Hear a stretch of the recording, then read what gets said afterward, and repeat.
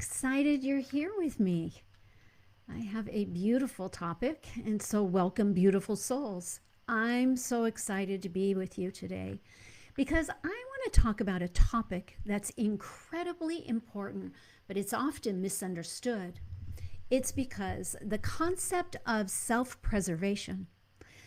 Self-preservation is the instinctual or deliberate action taken to protect oneself from harm, danger, or perceived threats. This can include physical, emotional, psychological safety measures, right?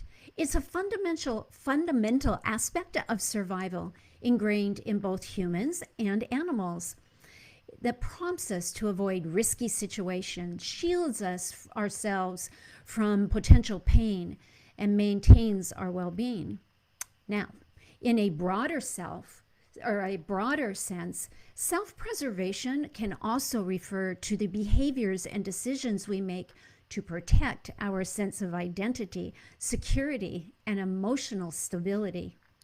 While these instincts are vital for survival, they are often influenced by past experiences, fears, and inherited patterns, leading us to act in ways that may not always serve our best interest or our long-term goals. So today, I want to look at how self-preservation might be holding you back more than protecting you.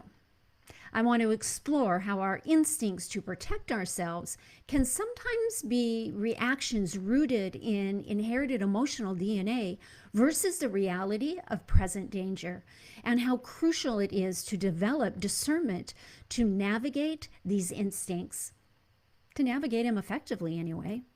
Let's start with a question. How many of you have ever stopped yourself from doing something you really wanted to do because you thought, I need to protect myself. I need to play it safe on this one? The trick here is you may not even have been in the conscious thought. You might have not even realized. The trick here is that you may not have been really conscious of that thought, but more a feeling of hesitancy or something just lurking beneath the surface. Maybe it was saying no to an opportunity, pulling back from a relationship, or holding a situation or avoiding a situation that felt too risky. If this has happened to you, let me know. Self-preservation is a powerful instinct. It's hardwired into us to keep us safe, to protect us from harm. Our ancestors relied on this instinct to survive in a world filled with physical dangers. But here's where it gets tricky. Not everything that feels like self-preservation is actually protecting us. Sometimes what we think is self-preservation is really just an excuse, a fear. It's a fear response that's deeply rooted in our inherited emotional DNA. So what does that mean? Let me break it down. Inherited emotional DNA refers to emotional inheritance that we carry from our ancestors, patterns of fear, trauma, and limiting beliefs that have been passed down through generations. These patterns often are unconscious, meaning we're not even aware that they exist, yet they influence our actions and decisions every single day. Imagine this. Your great-grandparent faced significant trauma, perhaps through war, loss, or hardship. The emotional scar of those experiences didn't just vanish with time. No, they became part of your family's emotional legacy. This inherited emotional DNA carries forward unresolved fears and protective mechanisms that were necessary for survival back then, but no longer serve us today. When we talk about self-preservation, we're usually thinking about protecting ourselves from immediate harm, physical, emotional, or psychological. But the problem arises when this instinct is actually being driven by inherited fear that no longer serves us. Instead of protecting us, these inherited fears can keep us stuck, preventing us from growing, taking risks, stepping fully into our purpose. I understand. I've been there.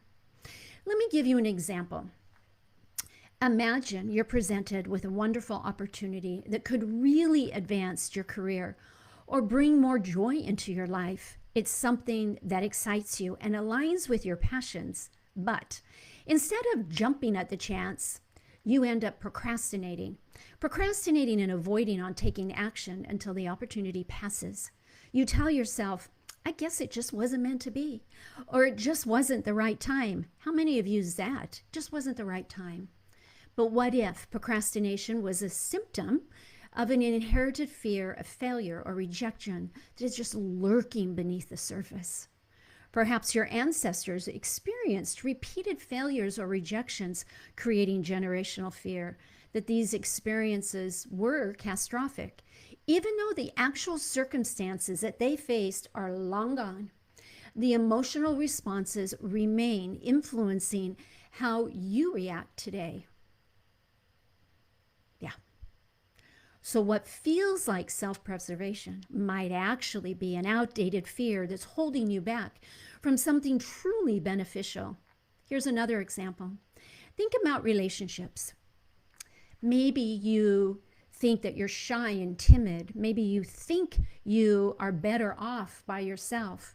Maybe you avoid getting too close to others because deep down, you've been hurt or abandoned. This fear could stem from ancestral experiences of loss or instability in relationships.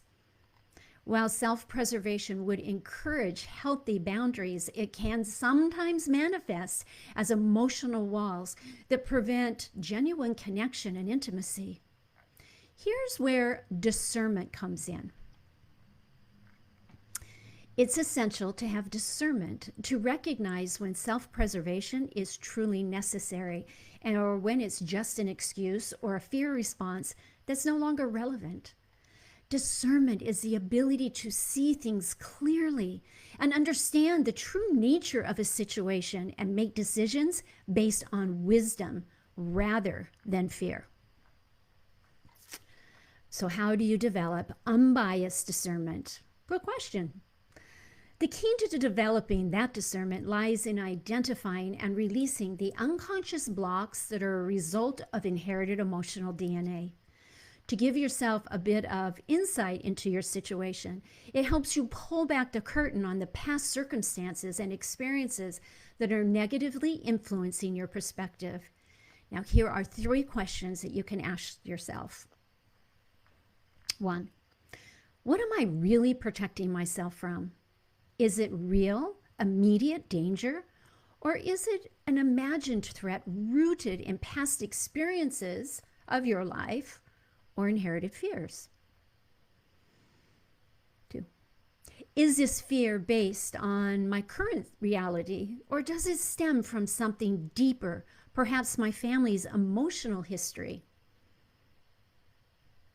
3, will this action truly keep me safe, or is it just keeping me small? I'm going to ask it again. Will this action truly keep me safe, or is this just keeping me small? In other words, am I avoiding growth because it feels uncomfortable? Are you avoiding growth because it feels uncomfortable? Now think about a recent situation where you felt the need to protect yourself.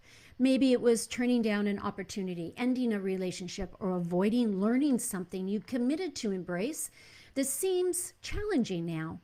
Whatever it is, I want you to take a moment to ask yourself those key questions. What was really driving your decision?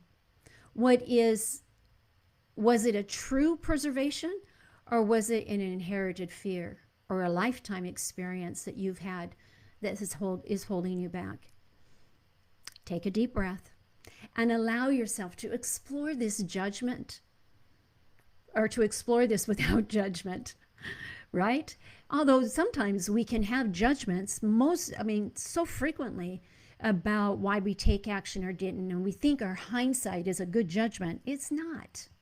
So if you're comfortable, share your thoughts in the comments. I'd love to hear what comes up for you.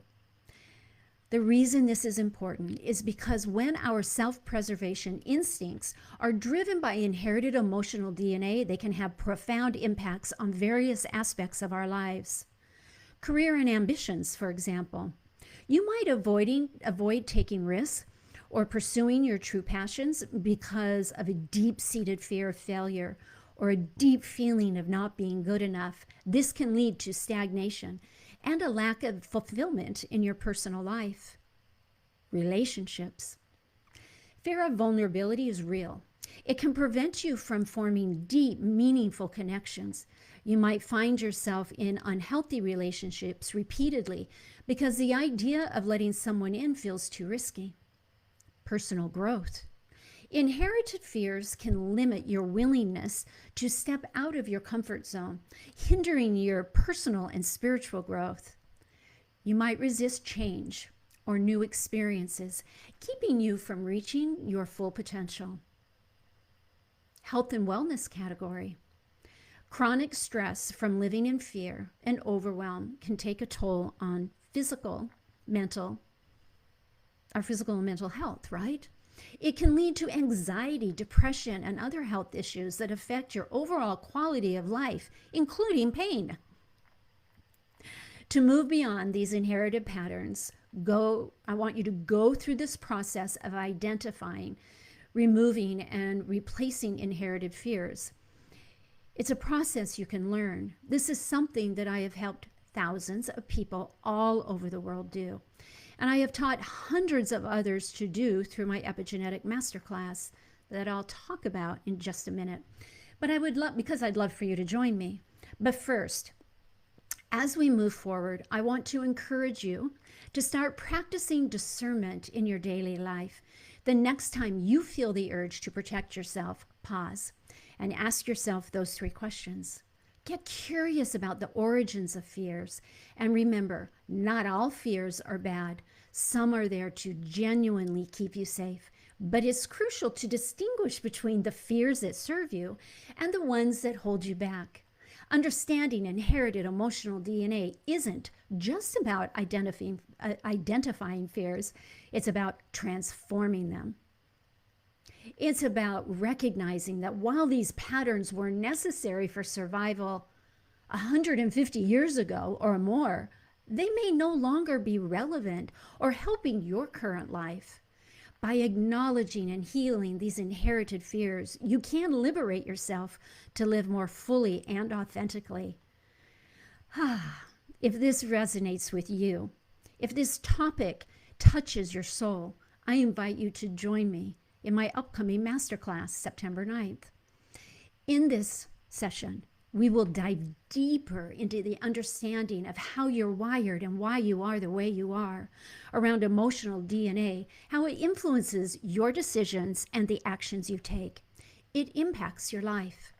You'll learn my proprietary method for developing discernment by accessing the subconscious, allowing yourself to break free from the patterns that no longer serve you.